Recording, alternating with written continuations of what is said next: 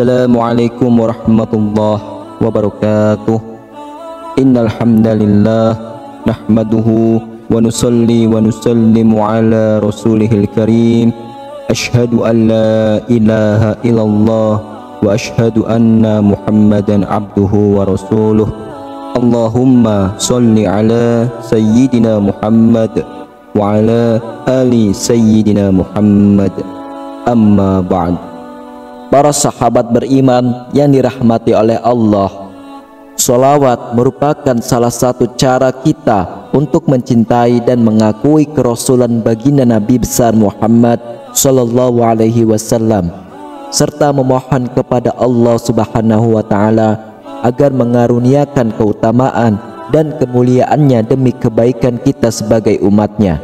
Dalam hal ini terlihat jelas bahwa sholawat tidak hanya sekedar ucapan penghormatan kepada baginda Nabi besar Muhammad sallallahu alaihi wasallam, tetapi juga memiliki hal lain yang sangat penting, yaitu berdoa kepada Sang Khalik sebagaimana Rabb semesta alam.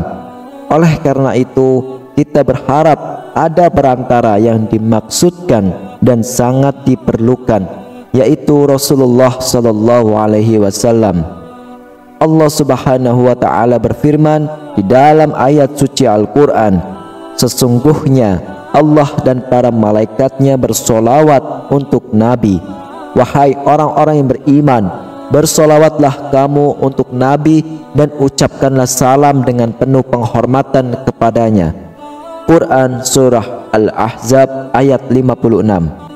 Sudah banyak kisah yang menakjubkan mengenai manfaat dan hikmah-hikmah beragam yang dialami oleh mereka yang gemar bersolawat, baik yang telah dipanggil oleh Ilahi maupun yang masih hidup. Di zaman sekarang, melantunkan solawat tidak hanya membawa ketenangan hati, tetapi juga mengandung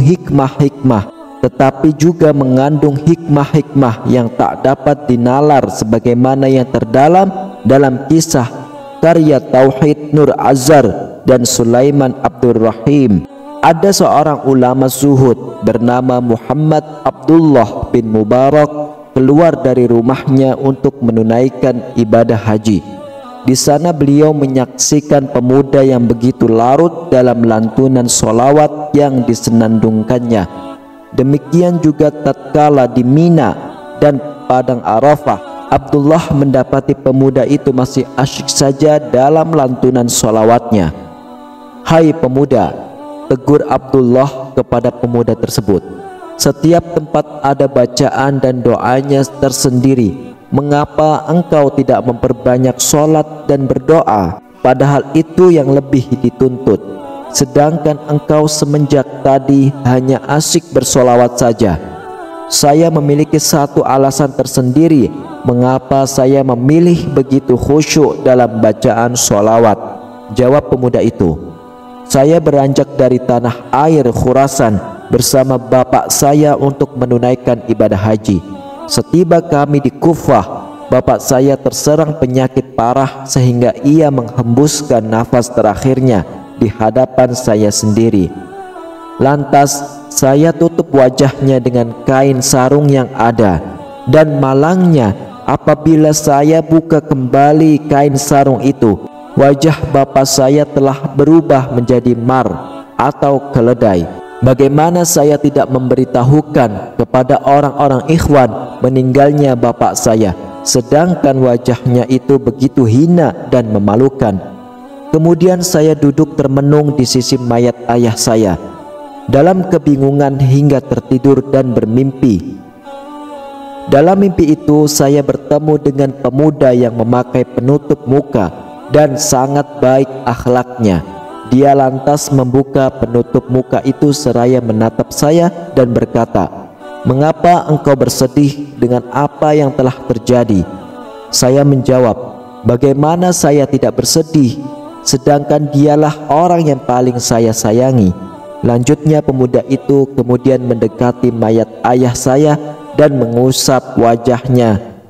Lanjut pemuda itu kemudian mendekati mayat ayah saya dan mengusap wajahnya sehingga berubah seperti sedia kala.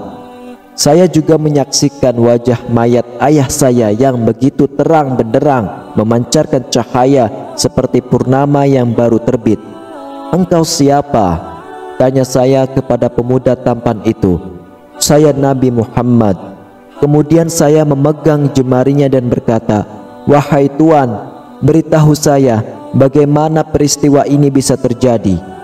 "Sesungguhnya ayahmu seorang pemakan harta riba. Allah telah menetapkan hukuman bagi mereka agar ditukar wajahnya menjadi wajah keledai yang hina di dunia, tetapi tidak di akhirat. Semasa hayatnya juga ayahmu termasuk orang yang gemar bersolawat kepadaku sebanyak 100 kali sebelum tidur. Jadi saat amalan umatku dipertontonkan, malaikat telah menyampaikan kondisi ayahmu kepadaku.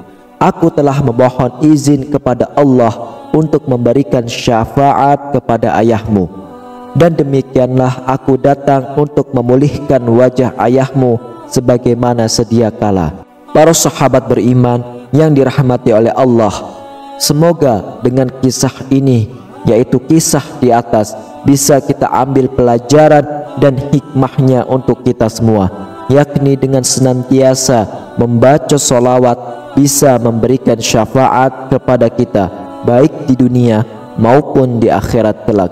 Amin amin ya rabbal alamin. Wallahu a'lam bissawab. Wassalamualaikum warahmatullahi wabarakatuh.